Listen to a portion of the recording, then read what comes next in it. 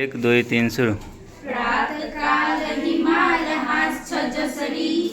अस्तित्व पहिला उदयी सारा चेतनशील जीवन जगत विभूषण जागा उदयी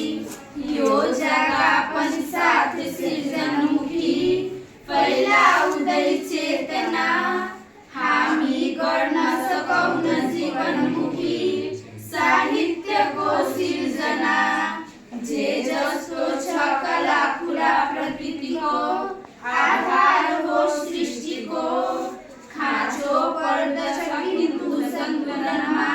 हाम्रो नयाँ दृष्टिको जस्तो जो बढी दृश्य होस् प्रकृतिको यो पारदर्शी बनी सम्झाएर सिकाउला गुरु बनी आदर्शको जीवनी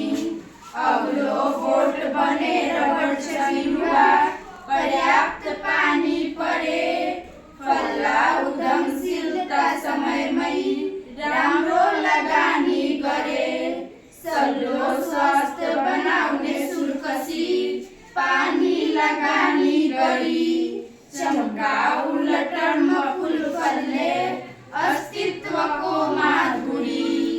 पानी पर्छ मडारिएर नभमा कालो घना बादल पाई शीतलता चराचर जगत